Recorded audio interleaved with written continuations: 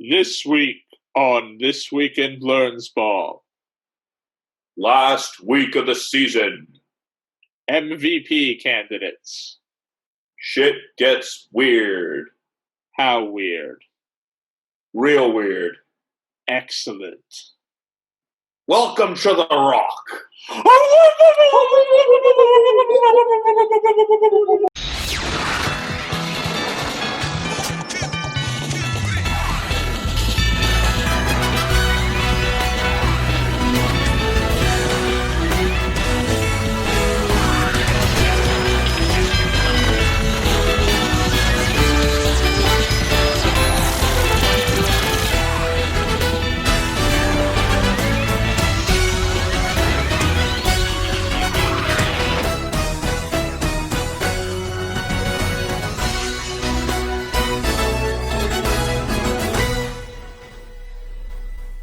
Welcome to This Week in Blernsball, where not all problems can be solved with chess.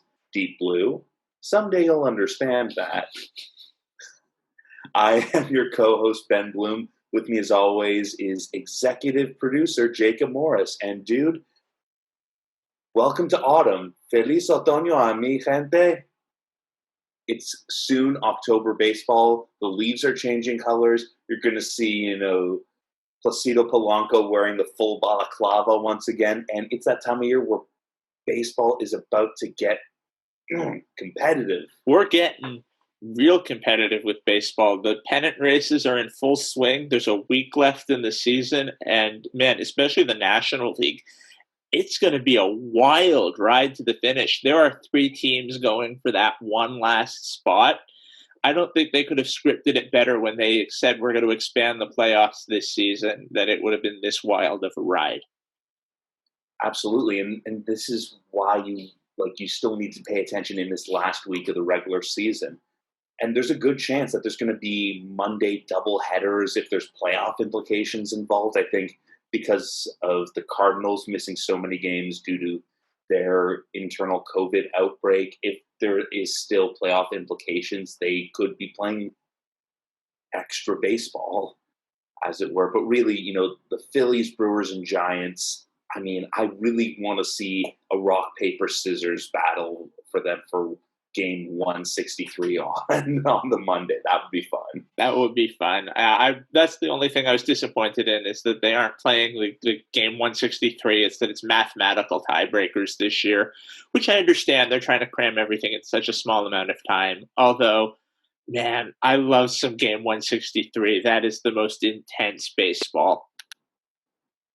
Oh, man. And it always seems to be the Oakland A's involved in game 163 and some of the great past ones. I know the Cubs and Brewers have had, a couple of great tilts to end out the calendar year. Mostly I'm excited for baseball, which I haven't felt for a lot of this season. And for purely selfish reasons. For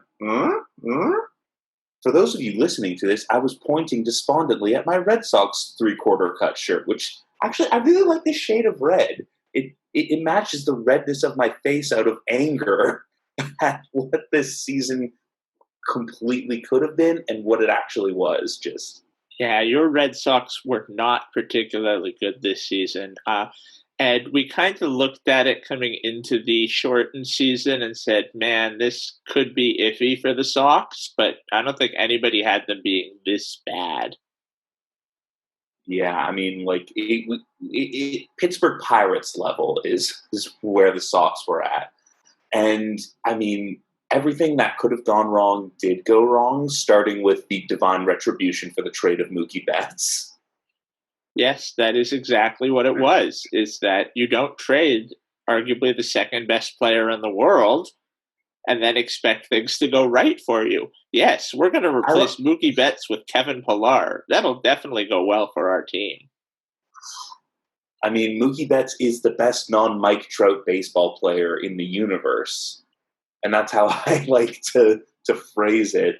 But really, in another world, not to quote Star Trek directly, in another world, Verdugo could have been a friend. He could have been, and he still might be, but yeah. he's not Mookie Betts. Mookie Betts is the only Mookie Betts. And again, for the past, I'd say, couple weeks, I've been straining to find a silver lining in this playbook. And Bobby Dahlbeck only hitting home runs, I like that. I like Christian Arroyo being the other Christian on the team and kicking ass. Tanner Houck was stellar against the Nye Yankees on Sunday. There are good pieces, but there's also a lack of Mookie Betts. Oh, also no rotation because they're all either injured, bad, or seriously ill, which is just genuinely a real life concern. But I mean, a high draft pick. Draft picks don't mean shit in baseball unless it's Bryce Harper. Yeah. Hey, well, I mean, I'm looking at the Jays got Austin Martin this year and are now turning around and making the playoffs. So Let's I'm talk not about those Blue complaining. Jays.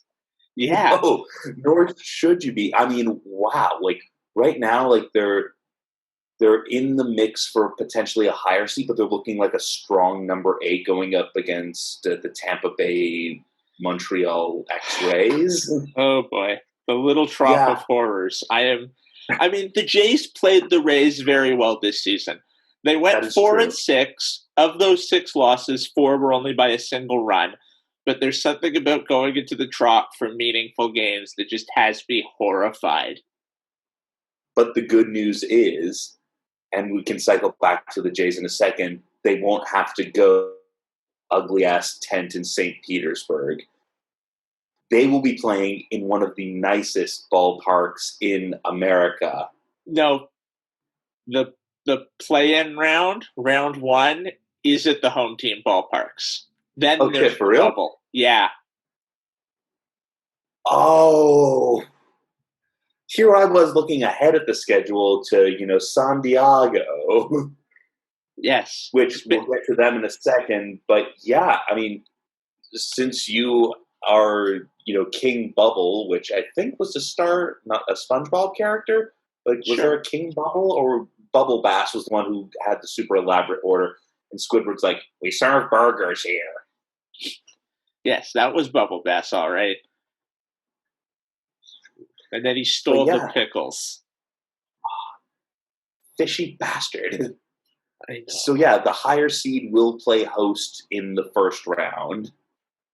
And then for the DS and CS, they'll be going to the scenic bubble locations of Southern California and Eastern Texas? Yeah, Eastern Texas. And then the World Series, of course, being played at the new ballpark in Arlington, which is located on the scenic parking lot of the old ballpark in Arlington. And even calling it old is like calling us old. I'm pretty sure that ballpark was We're older than that ballpark. Fuck off. Yeah, 25 years old. Remember when the biggest mistake a president could make would be trading Sammy Sosa? Those were the days. Those were the days. But we'll get to fucking Vote later in the episode. We'll get to that later. The big story, of course, is El Capitan, Alejandro Kirk. Capitan! Man, I need that to be a nickname. That needs to be his nickname. Like, El Capitan Kirk. He's from the happiest place on earth, Tijuana, Mexico. Oh, man, he is fun to watch, dude. Like, he's got, like, deceptive wheels, a hell of a bat, and, I mean, the Jays need, like, an infusion of energy. They need, they need a productive catcher. That's really what it boils down to. They did not one who isn't playing one-man wrist hockey. Yeah, they did not have production from the catcher at all this season. And going back to the back half of last season, it's been a bit of a black hole. And man, did he have a game last night. So we're recording this on Tuesday the 22nd. We're talking about his 4-hit game on Monday night against the Yankees. A double, 2 singles, his first career home run, and one of those singles was a long single, high off the wall. Would have been a home run in about a dozen parks. And weird, it wasn't a home run at Salem Bandbox. Like, I Yeah. mean, that place is a launching pad, which won't help them in the playoffs, but made for a statistically enjoyable season. Yes, it did. And they're closing out their season there. They've got this one last homestand, and that could help put them into a little bit better of a playoff spot. I mean, there's still a lot of room for potential movement in the American League, and I mean, right now, let's go top to bottom. You've got Tampa, the White Sox, who, I mean, they have two potential MVPs on their team in Tim Anderson and Jose Abreu. You've got Oakland, who they're doing their Oakland thing. You've got the Twins. You've got Bomba. The Bomba squad is back and bombaing, which is improper Spanish, improper Spanglish too. I'll allow it. You've got the Yankees, who everyone can be injured. They're Hydra. The friggin' Hydra, man. They are a Hydra. Cut off one head and two Yeah. more shall take its place. Plus all these secret, hiding letters from the commissioner detailing their wrongdoings. Yeah. Like, at least the Houston Astros had the decency to be open and stupid about their evil. The Yankees, El Hydra. El Hydra. That was me, doing a tie. El Hydra. This is why... Oh, God. Man. Rewatching Winter Soldier is a blast. Yeah, oh man. It is one of the most fun MCU films. And it really set the tone for that whole second phase. Mm-hmm. And then, of course, going back to, baseball villains, you've got the Houston Astros, you've got the Clevelands, and then you have the Buffalo Blue Cheese just rounding it out. And then Seattle, if things go disastrously right for them and disastrously wrong for Buffalo. I mean, with a magic number of 3, it would have to be disastrous. I mean, we're talking worse than the collapse of '87. But so you're saying there's a chance. So we're saying there's a chance. And of course, just outside of the playoff picture, likely to miss it, the Los Angeles Angels of Anaheim, of Orange County, of mightiness. But you know what? They don't need to make the playoffs because, it's Anaheim. They'd get swept in the first round anyway. But Albert Pujols passing Willie Mays on the all-time home runs list, that was amazing to see. That was cool to watch. That was very cool to watch. Now, it's been a little sad to watch Pujols the last few years. He's very much a shell of his former self. And him having that negative wins above replacement value last year, that was a little bit of a cringe. But for him to reach this historic milestone, I mean, there's only a handful of players who've even hit 600 home runs. So for him to be passing Willie, and the only guys ahead of him on the home run list now are Babe Ruth, Hank Aaron, and Barry Bonds. That's and elite. Alex Rodriguez. Oh yeah, that's right. A-Rod hit 700, didn't he?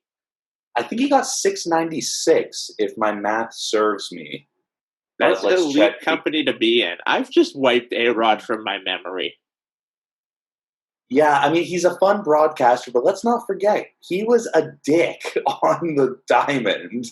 Yep, A-Rod, 696 home runs. And yeah, I mean, of the only 4 guys ahead of him, only, again, Hank Aaron did it clean. Babe Ruth somehow did it clean.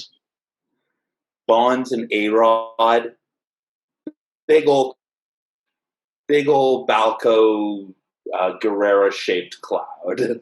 Yeah. And Pujols has done it completely clean as far as we know. He's never been implicated in anything. And he did it in 2 not particularly hitter-friendly ballparks in St. Louis and Anaheim. I mean, he played the back half of his career in the AL West, which is not conducive to power hitters. And he played at Old Bush back when it was a cookie-cutter stadium. New Bush, it's still a pretty big ballpark. Like, all things considered, they made it Midwestern big. when they built the new Busch Stadium. And no, tip of the cap to him for sure, especially for all the work he does, for children on the autism spectrum and just everything he's done in the Dominican Republic, and just for, by all accounts, everything we've read, just a really stand-up dude who, had some like back half of career struggles, but you know what? Like when he was on, fuck, dude, he was unstoppable when he was on. Oh my god, yeah. And multiple-time World Series champion with some pretty formidable Cardinals teams. Oh yeah. I mean, I wonder what the Cardinals dynasty could have been like if he'd have stayed in St. Louis. I think it would have made the 2013 World Series a lot tighter. Yeah, that's for sure. Yeah, I mean, don't get me wrong. Like it was a pretty strong Sox team and a pretty strong Cardinals team. But tipping this, does that series go 7 games with Pujols back on the Cardinals, or was he already over the hill, so to speak, at that point? That's fair, but I mean, with Pujols playing first base for the Cardinals or DHing in the games in Boston, that could make a big difference. I mean, that would be a fun what if to look back on. And speaking of the Cardinals, right now they're in the 6th seed in the National League because, again, the Cardinals, they just find ways to keep being Cardinal magic, man. They've got that. There's some magic in that system, and they just keep keeping on. Yeah, and to wrap up the rest of the National League, you've got the Dodgers because, again, divine retribution for one team is divine intervention for another. They're ridiculous. The Dodgers are freaking ridiculous. Then you've got the Cubs. You've got the Wolf David Ross managing the hell out of that team. You've got the Atlanta. You've got Atlanta, who just incredible young talent. You've got Slam Diego. They're back, baby. They are back, and they are pissed off. There's going to be some great playoff matchups in the NL. Now, Atlanta is a great story with Freddie Freeman, who we were concerned wasn't even going to play this year after he had the testing positive for corona. His fever hit 104. He was afraid he was going to die, is how bad it was. He came back. He's played the full season, and he's had an MVP caliber season. You put his numbers up against Tatis, and you can make an argument that Freeman should be the MVP. You can absolutely make that argument. I mean, yeah, we were worried for the guy's life, and he comes back and he's the anchor of that team, and it's been amazing to watch. I mean, I've found myself watching a lot more National League games this year for obvious reasons. I can't imagine what those are. And yeah, I mean, I think Tatis Manny Machado having a stellar season. Do they split the vote? Yeah, that's entirely possible. Now, because we now know that for all things, MVP voting is bullshit. Yeah. Oh, God. And the system, they really should just say vote for one guy. None of this 5, 4, 3, 2, 1 stuff. It's, and having a point system. I literally, I understand the Electoral College better than I understand how baseball MVPs get chosen. And I'm not even hyperbolizing it. I literally know what the Electoral College is. Yeah, I get the Electoral College. The baseball MVP system is just weird. The runner-up can actually win. Well, I mean, so can the Electoral College, but that's another story. So really, they are the same thing, and we should abolish both. Yes, one person, one vote. Yeah, we'll do it. We'll do it Greek style. Let me rephrase that. But rounding out the rest of the National League, you've got the Phantom Marlins, you've got the Cardinals, you've got the Cincinnati Reds. Okay, who saw this coming? Joey Votto saw this coming. Joey Votto, that curmudgeonly Canuck bastard, Like, he is just so surly, but secretly probably lovable. Oh, he is absolutely lovable. Did you see what he offered Kawhi Leonard when he wanted Kawhi Leonard to stay?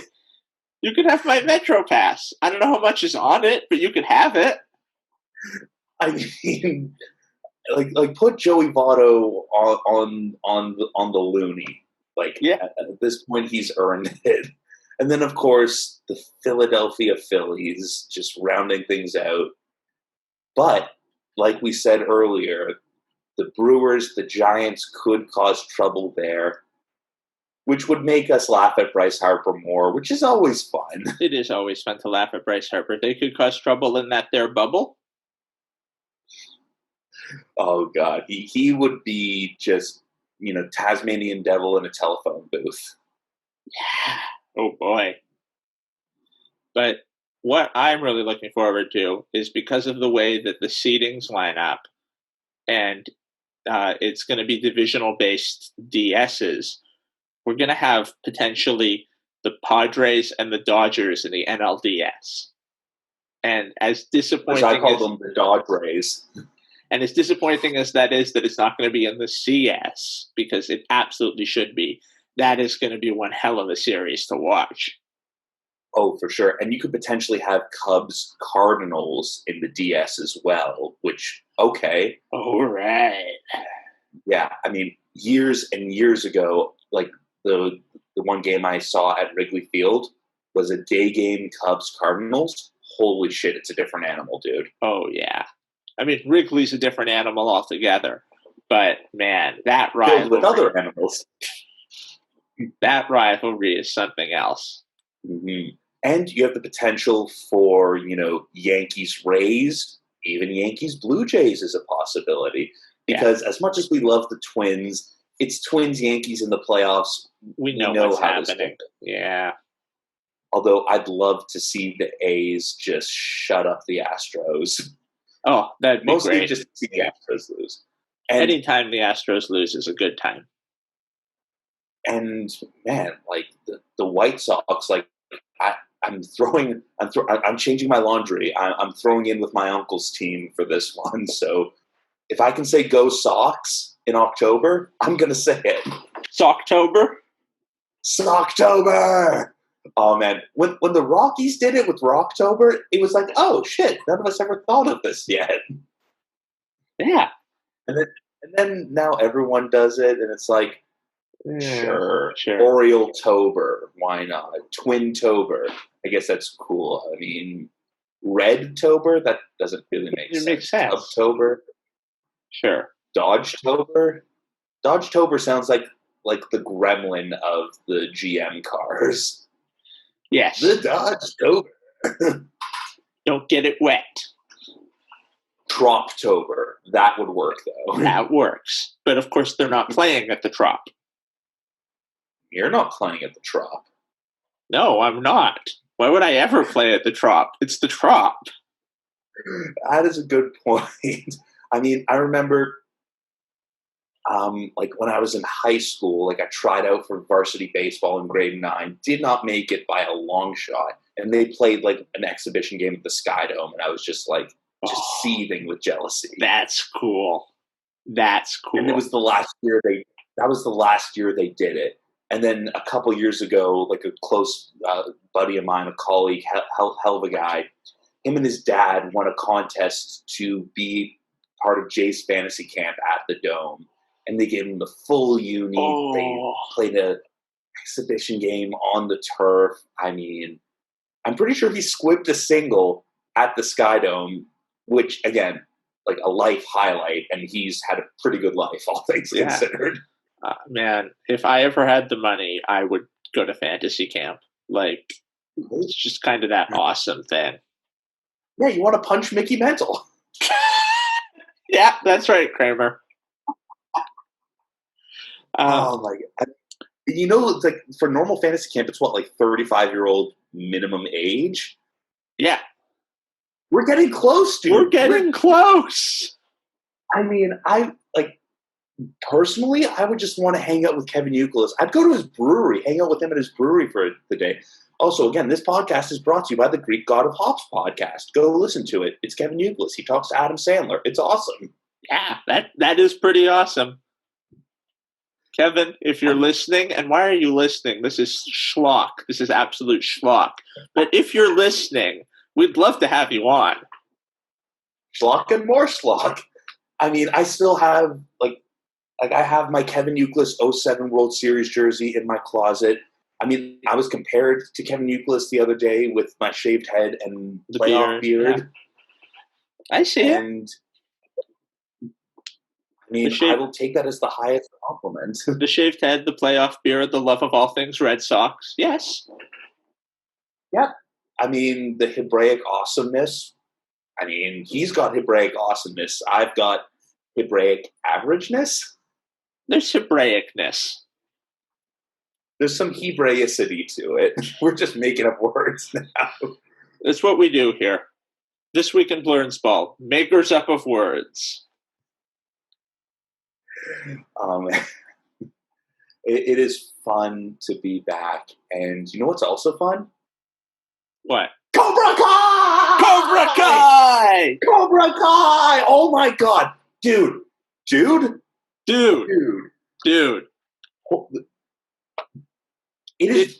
This is the part of the podcast where we freak out about Kobra Kai. We're entirely not talking about baseball anymore. I think we're done talking about baseball this week. You can shut us off if you're here for the baseball part. Thanks for listening, everybody. You're so welcome. And tune in next week when we start talking about the actual playoffs. I mean, like, we know that it's going to be an exciting finish of the baseball season, but nothing is as exciting as seeing Kobra freaking Kai. Yes, we know. It was on YouTube 2 years ago. None of us did anything about it. We didn't want to pay for YouTube. We apologize now that we are on YouTube. We should have paid for it. William Zabka is the greatest William actor ever. And that includes William Shatner. I mean, Shatner's just Shatnering all over the place, but yes. Yeah. Holy crap. I mean, for one, way to rebrand William Zabka, Oscar-nominated filmmaker William Zabka. Yeah, that is a rebrand. But also, it takes everything good about the Karate Kid series and brings it to the modern era. It makes it better. It's like, I liken it to Kimmy Schmidt for bros. Because it is very much that. That is what it is. It's an awesome analogy. And, of course, it takes Barney Stinson's, illegal head kick and makes it canon. It wasn't an illegal head kick. It was a high kick. It was. And holy shit, it flips it all around. Now Danny LaRusso is the bad guy. And again, the reason the show works is because it's so fluid with good and bad. Because there are times where clearly Johnny is in the wrong. And there are times where Johnny's the good guy and Daniel LaRusso's the jerk. And it's so good. The kid actors are exceptional. The kid actors are terrific in it. Where did they find these kid actors? Kid actors are usually terrible. So Hawk, I remember him from an episode of Parks and Rec where he wants to join the Pawnee Goddesses saying, "You have candy. I like candy. Give us the candy." Just like the deadpan, adorable child grows up to be Eli Hawk Moskowitz. I mean, Sholem Maridueña is incredible as Miguel. Like, he's a great, new generation of Kobra Kai. And, of course, Sam LaRusso, Mary Mauser does a great job with her. Also, Secret Son, Betrayal. They go full Shakespeare on this shit. I don't know who wrote this show, but they aren't getting enough money for it. Geniuses wrote this show. Let's see.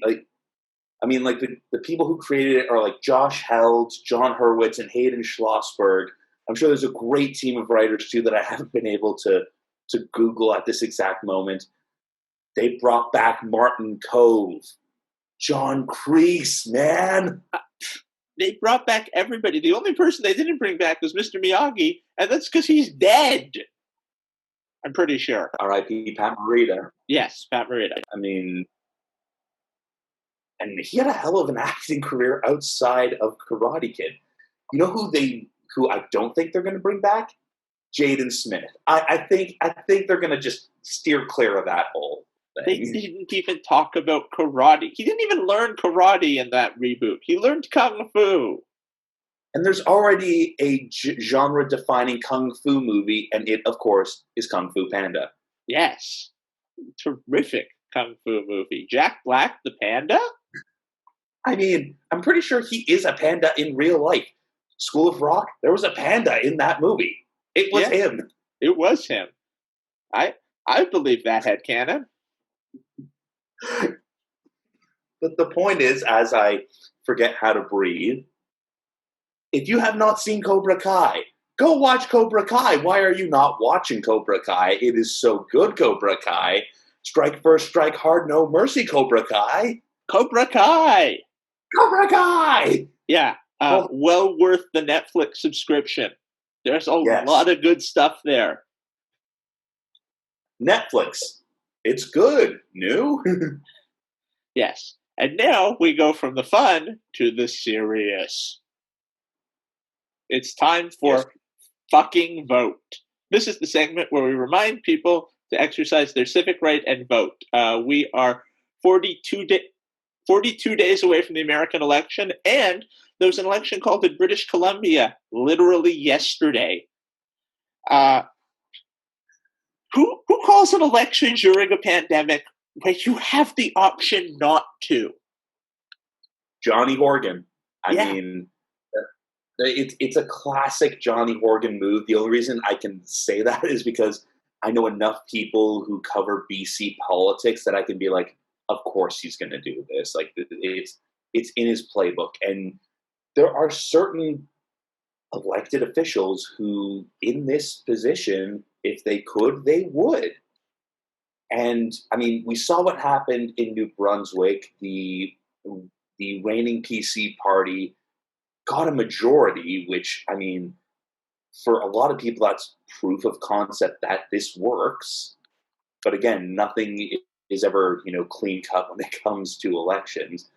But we digress. For our American listeners, for our American citizens living in Canada, happy National Voter Registration Day. That's too fucking day. Yes. There's Register a to freaking vote. holiday. Yeah, it should be a Yeah. holiday. Just like Election Day ought to be a holiday. Everybody should get the day off to go vote. But And the you reason see some companies. Sorry, go ahead. no, that's go on. But I was going to say, but the reason we're telling you to go vote today is because elections have consequences. There's so many people that say, "Oh, well, what's the point? They're the same." No, they're fucking not. The two parties in the American system and the multiple parties in the Canadian system are very different. And elections determine who holds power. And not only that, it puts people into power for longer terms. The president has the opportunity to appoint Supreme Court justices. In fact, in the last election, part of the election was over who would get the right to appoint the next Supreme Court justice. And there's one up for appointment now again. Rest in peace, Justice Ruth Bader Ginsburg, one of the most influential justices in the history of the American system, who passed away. I mean, incredible. She was terrific, and a terrific person from everything I've heard about her. But we're now in the process of voting. Early voting is opened in a number of states, and talking about appointing a new Supreme Court justice. And the president, whoever gets elected, is going to appoint this person. And it will change the base of the American Supreme Court for a generation. Absolutely. And quick flashback to 2016, when I believe it was Justice Antonin Scalia who had died, and there was a Democrat in the White House. The Republican Senate log jammed up the confirmation of Merrick Garland. And now that same Republican Senate is trying to speed through someone to... Yeah. Fast track. That's such a fucking great word. Damn it. Now I'm tripping. Now they're trying to fast track it. So again, even voting for your senator, voting for your congressman, every vote at every level makes a difference and has consequences. Yeah. Also, Voting at your state level, voting for things like governor and secretary of state. And secretary of state is elected in a lot of states, which I find particularly weird. Uh, Determines things like congressional races within your state, how money is going to be allocated to things like schools, police departments, all those civic services, and will determine how elections will be contested in the future. They determine the rules under which future elections are fought. Your vote makes a difference. And again, just to put a bow on it, nationalvoterregistrationday.org. There's a ton of great information on this website. It's a nonpartisan website. It shows you how to register. It shows you how to be a part of the organization. It brings further awareness to getting people aware of their registration status, how they can register, and other voting information. This is an unsolicited plug. I mean, neither of us are American citizens. we will put that there. It's like, if you want to disregard what we're saying, that is your absolute right.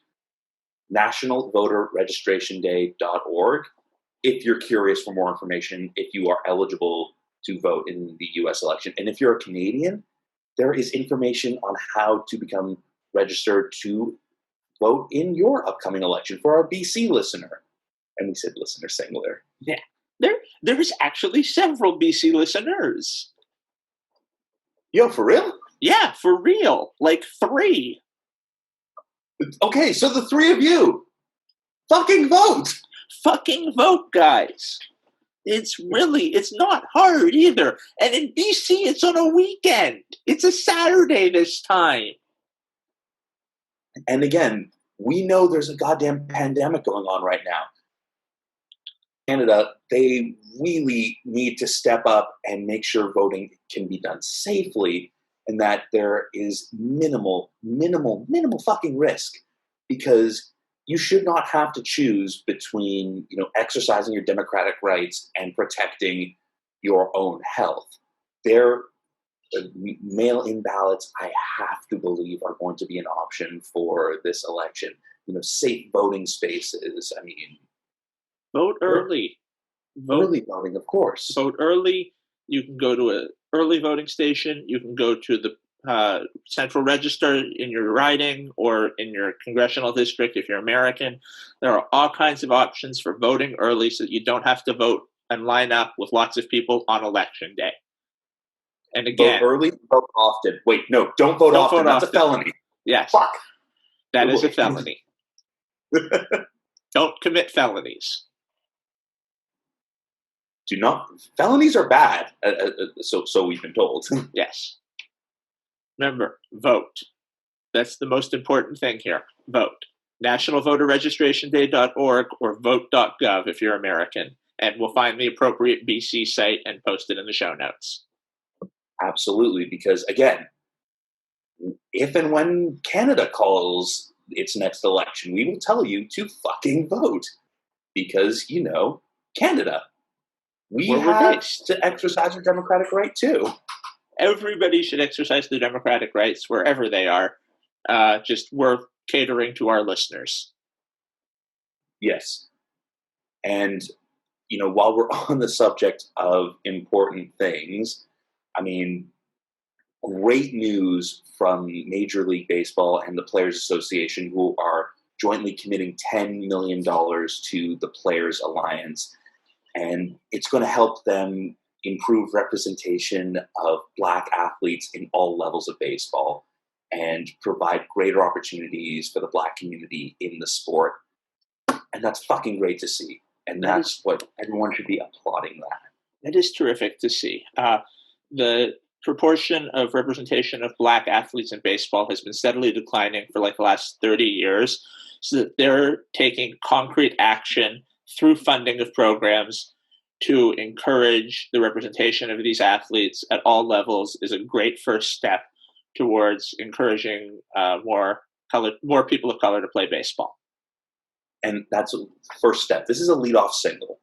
This is a leadoff single with a chance to set the table and do more, to go full baseball analogy. So now the next step. Let's see what happens next. Let's see what comes in from Major League Baseball's existing corporate partners, from other entities within the sport, to make baseball more reflective of the countries it's played in. And I said countries because, of course, it's an international sport. It's a global sport. Like we want these we want these positive developments across the board in baseball. Yeah. Baseball is played across the globe, and it should be far more reflective of the people that play it, which sadly it hasn't been of late. No. And yeah, I mean, like, again, we know who we are as podcast hosts. We just we know that we veer off into the goofy nonsense with absolute ease. But we hope that when things do take on a more serious or somber tone, that you appreciate it too, because that's baseball. Baseball, for my money, is the most reflective of real life of all the sports. You know, it's day in, day out. There are real struggles that go on, and it should be more representative of the people who love it so much. Yeah, I think that really puts a bow on that, Ben. That's a really good way to put it. And now for something completely different. Thanks, John Cleese. Oh, God. It's time for Connery's Corner. Oh, for those of you who are new to the podcast, what took you so long? And speaking of two Jews talking over coffee, the other day I went to go get a coffee and I saw two older men, one wearing a Brooklyn Dodgers hat, sitting outside a cafe talking about, I didn't want to eavesdrop or get too close, but I'm pretty sure that's us in 60 years. Yeah, pretty much that's us in 60 years. Even the other day, something about being flexible like Gumby, and I started thinking about Eddie Murphy. And these two guys were Eddie Murphy as the old Jewish guy in Coming to America. It was amazing. That's amazing. I'm Gumby, damn it. He was a bum, a nudnik. Pokey, fella schmuck. Is as flexible as Gumby and as strong as Hercules. Gumbercules? I love that guy.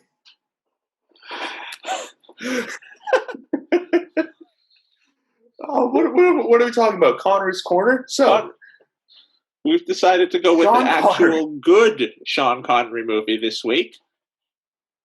It's where Sean Connery... We're tired of bad Connery movies. We're deciding We've done from Avengers to Zardoz. Now let's do something good. We're talking about the one where Sean Connery met Nick Cage. That's right. It's Michael Bay time. It's The Rock. Welcome to The Rock. This is without a doubt the 90s-est movie, and that includes Face Off. This out 90s Face Off. I mean, there are explosions, there is military porn, there is offensive lines and characters that right now we watch back and be like, oh, someone should have caught that. Yeah. I mean, the only thing that screams 90s that wasn't in it was Arnold Schwarzenegger. And they wanted to have Arnold Schwarzenegger in it. Let's cut the chit-chat, a-hole. I am just a biologist. I'm not a field agent. Yeah. Doesn't have the same ring. No, it really doesn't. So for those of you who aren't familiar with the movie, Nick Cage plays a biologist who is deployed to Alcatraz Island when it's taken over by a paramilitary force who are threatening San Francisco with nerve agent missiles in exchange for $81 million of ransom. Because of colleagues who were killed during a raid. And he is partnered with Sean Connery, who is the only man ever to escape from Alcatraz successfully. And he was put in Alcatraz because he stole American government secrets. And they, because they know all about Alcatraz, have to take down this paramilitary force to prevent them from wiping out San Francisco with nerve agent. Also, the bad guy is, who's the bad guy? Ed Harris. Ed Harris, yes. The man in black from Westworld. Yeah, and also Ed Harris from every Ed Harris movie. And the best part about Frank Hummel, he's actually a good guy. Right? That's such a Yeah, twist. yeah, because his son was killed, and the U.S. government didn't recognize it because it was covert black ops, like under the table bullshit. And that's what he's disgruntled about, is that his son and other of his fellow service people were not getting compensation for dying on illegal ass missions, which is like, okay, so America's the bad guy, but also America's the good guy in this movie. And And also, I'm pretty sure John Mason is just James Bond. yeah, that's the idea. He plays James Bond. Also, he was never actually going to fire the nerve gas missiles at San Francisco. It was all a bluff. Yeah, because Ed Harris is the good guy. Yeah. So let's get back to the real tete-a-tete. Nick Cage gets out crazied by Sean Connery. Yes. Now Of course he does. this was during the phase where Nick Cage, good or bad, was a question. Was Nick Cage a good actor or a bad actor? We really weren't sure. Love that episode of Community. I'm a cat. I'm a sexy cat. Oh man, I mean, there's some great lines like, hi, Stan Goodspeed, FBI. Well, let's talk music. Do you like the Elton John song Rocket Man? I don't like that shit. Oh, I bring it up because it's you. You're the Rocket Man. Fires a rocket at a guy. Real dialogue from that goddamn movie. I mean, such a ridiculous movie. Yeah, it's ridiculous. It's hilarious, and the back and forth between Connery and Cage is amazing. It's like, may I also suggest a haircut? Am I out of style? Unless you're a 20-year-old guitarist from Seattle. It's a grunge thing. Watch grunge. I mean, just everything about this movie is amazing. And, it's like, at one point, are you all right? Yes, perfectly okay, you fucking idiot. Yeah, this movie was over the top 90s ridiculous action movie all the way through. It's so much fun. And we know Michael Bay is the worst. He is objectively just bad.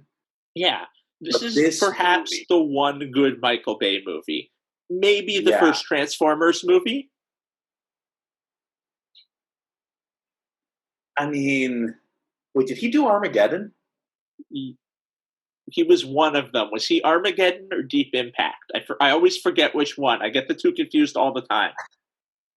I mean, I believe he was Armageddon because I know on the director's commentary, if you ever watch the unsolicited director's commentary where Ben Affleck is like, hey, asshole, why are we sending drillers to the moon?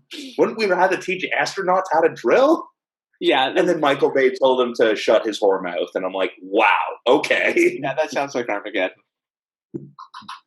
Wouldn't it be easier to teach? Wouldn't it be easier to teach astronauts how to drill?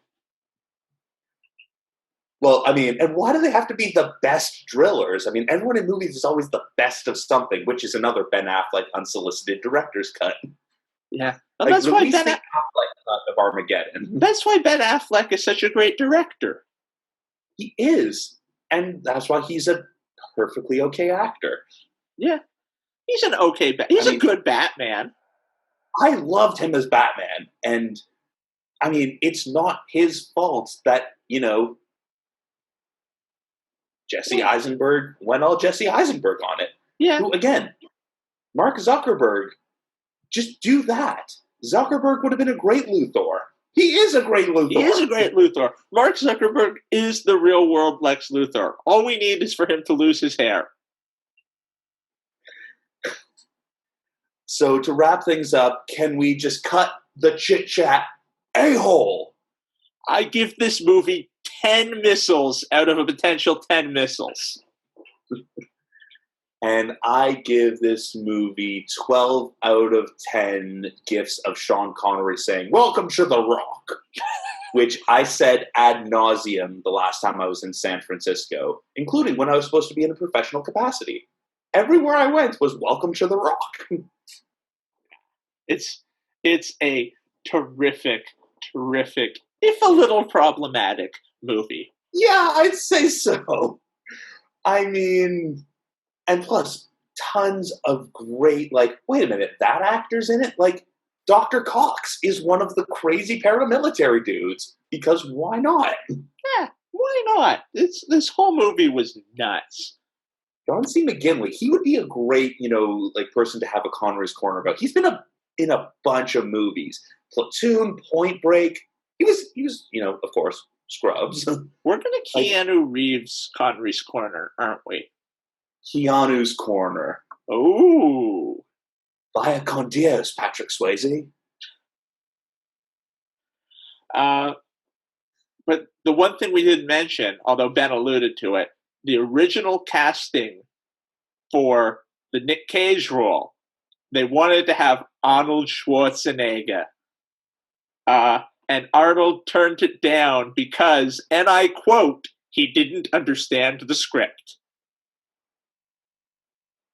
I mean, there was a lot of nuance for a Michael Bay movie, which, of course, sliding scale of things, it isn't exactly, waiting for Godot, but, VX nerve agents and, tours of Alcatraz and, way too much helicopter porn because, of course, Michael Bay. But yeah, it's like reading Jean-Paul Sartre, except, with Mountain Dew! No, I will say, I think Nick Cage made a more convincing, biologist than Arnold. And I think Nicolas Cage Corner would be great to have because, he won an Oscar. He also did Bad Lieutenant Port of Call New Orleans, which had somehow 3 colons in its title. Yeah, somehow. Cage's Corner would be a good one. That's just a Brooklyn Nine-Nine episode. I'm pretty sure Nicolas Cage is. We're getting too much into all bet territory about Nick Cage, but mostly Connery out-crazies him, which is a rare feat and an applaudable feat. It's too bad it all went downhill for him from there. Yes, this was peak Cage. Peak Cage! Peak Cage! And also peak Twilight Connery. Yeah. Like Twilight of his career, not, sparkly vampires and werewolves with emotions. But what if Connery had been in Twilight? You better hold on tight, Spider Monkey. Yeah, I can see it. I mean, Kristen Stewart, heck of an actor. I feel like that would be a great pair. Yeah. Sean Connery pairs well with anyone. He's like a shitty wine. Speaking of wine, you've had red wine, you've had white wine. Have you ever had green wine? You mean Slurm? It's highly addictive. I should have used Vino Verde for Slurm because it's quite drinkable and it's quite a good time. Okay.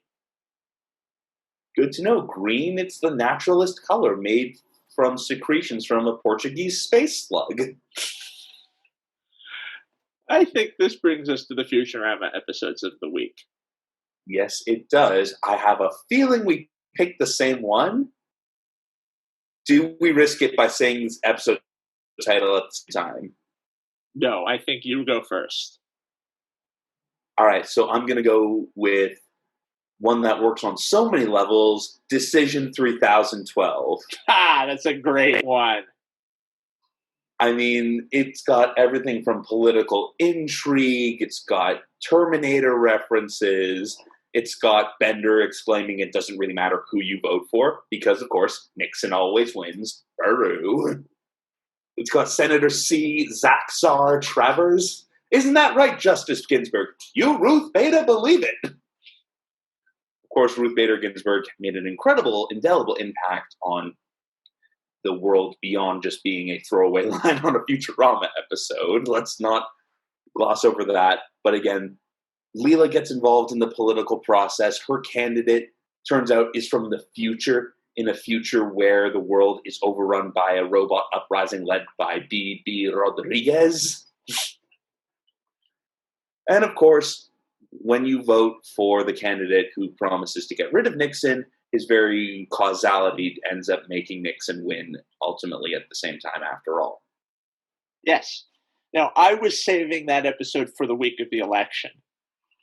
Ooh, that would have been good. We can always do like a deep dive on that episode. But, if you want my opinion, Nixon's only chance of beating Travers is with filthy lies, dirty tricks, and good old Quaker thuggery.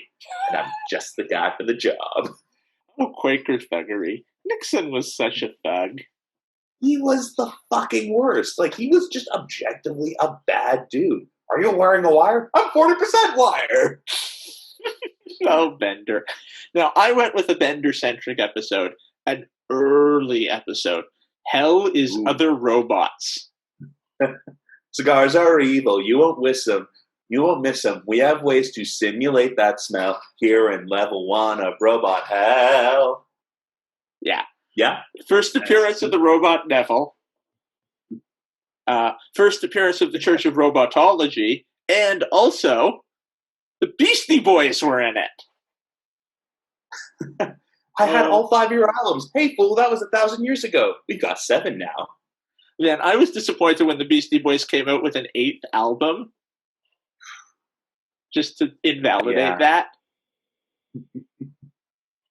Although I loved the a cappella version of "Oh My God, It's a Mirage." Listen, all y'all, it's a sabotage. Sabotage. Peace, we out. Yeah, that was great. Oh man, the barbershop, not a cappella. Well, potato tomato. Great. Love that episode. Yeah. That was. Remember when Bender gets the blow as him out of Robot Hell? Yeah. And Leela literally beat the robot devil with a golden fiddle. Oh man. Oh, the golden fiddle. That's such a great scene. Oh man. Wait, Robot Hell's in New Jersey? Has to be somewhere. Yeah.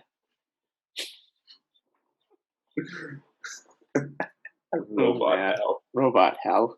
Oh man, that was one of my favorite episodes. It's because musical. That was one of the first ones where they busted out their musical talent, and they are especially musically talented as well. And I mean, that's like, for some shows, having musical episodes works great. Like Bob's Burgers, I'm pretty sure the Bob's Burgers movie is going to be a musical. Yeah, pretty much. Which also there's a Bob's Burgers movie, and I'm freaking out.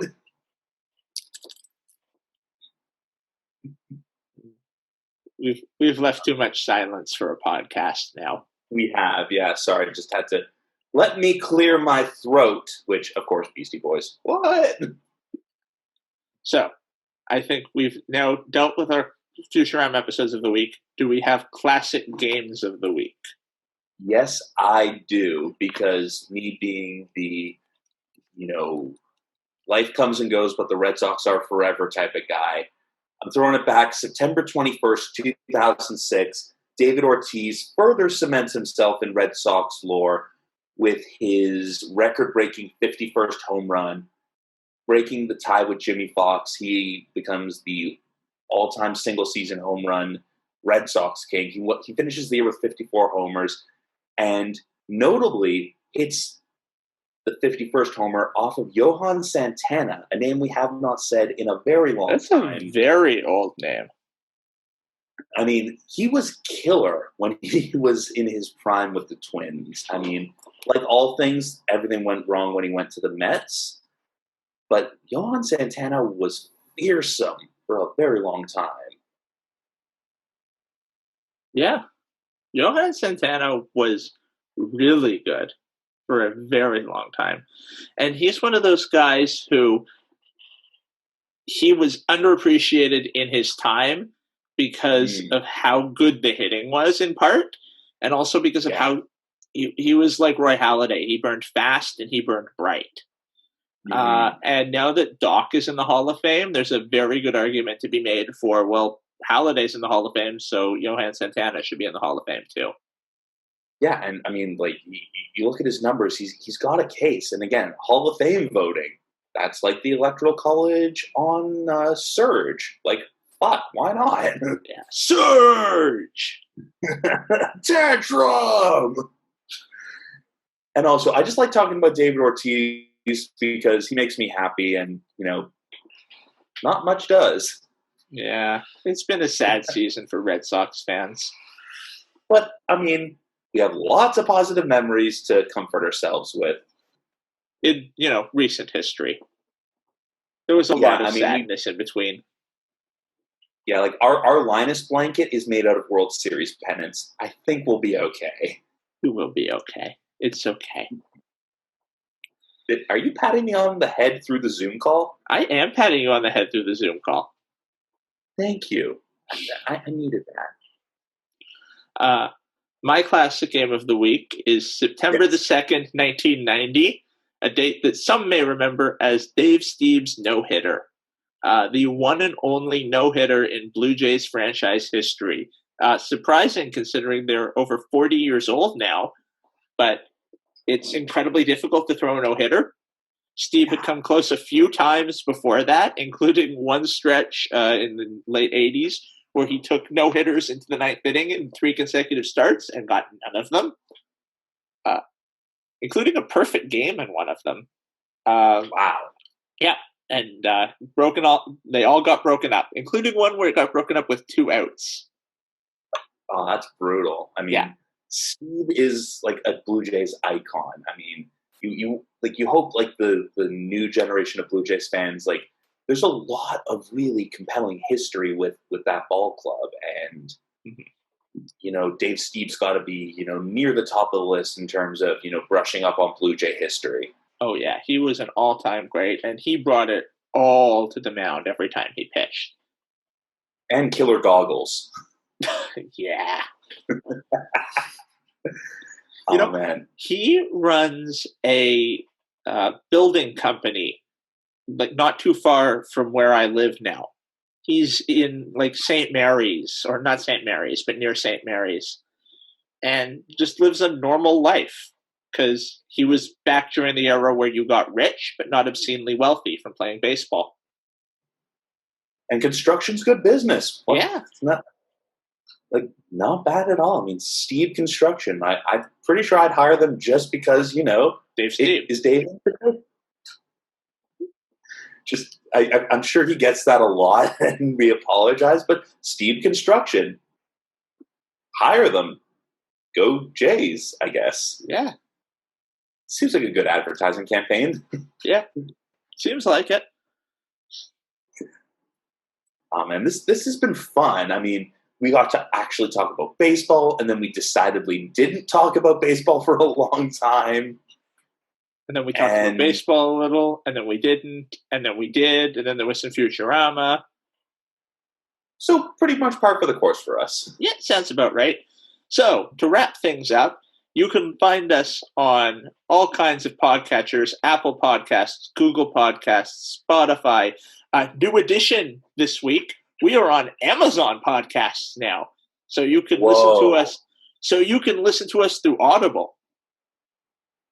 Holy shit! Right? So I should take back all of the things I've ever said about Amazon that they totally haven't heard from me, right? Yes, but now they might have. Also, did you say podcatchers? Is that the term? Yeah, podcatchers. That's the term for the software you use to listen to podcasts.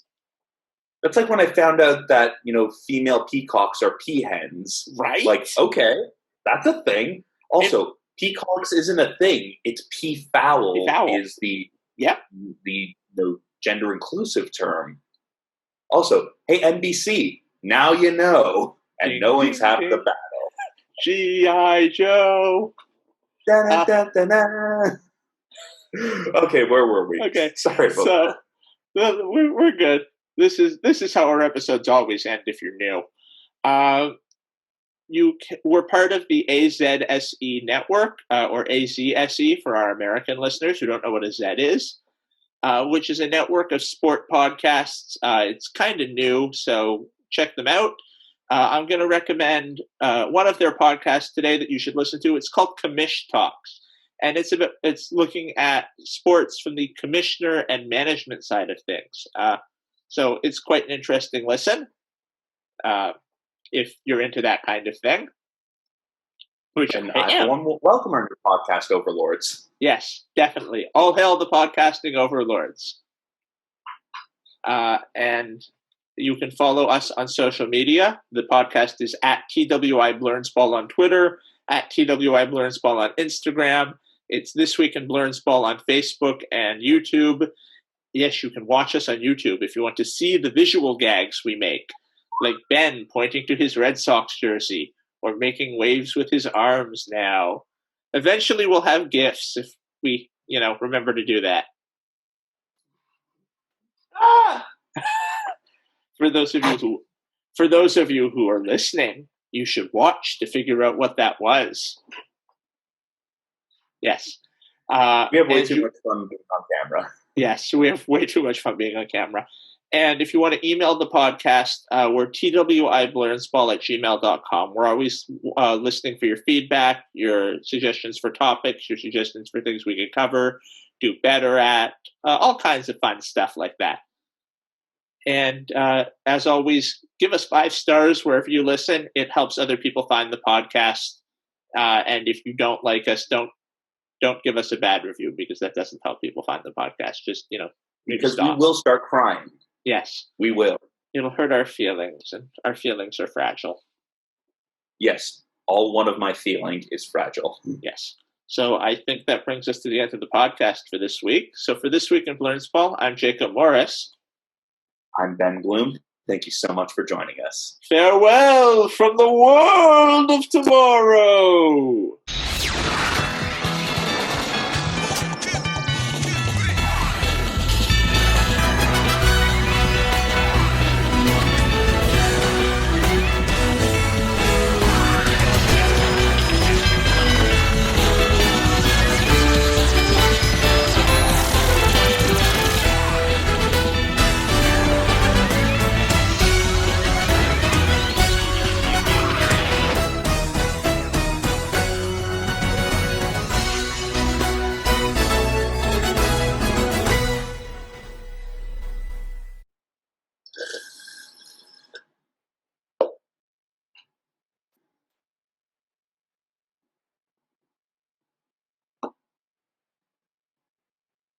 You're still here?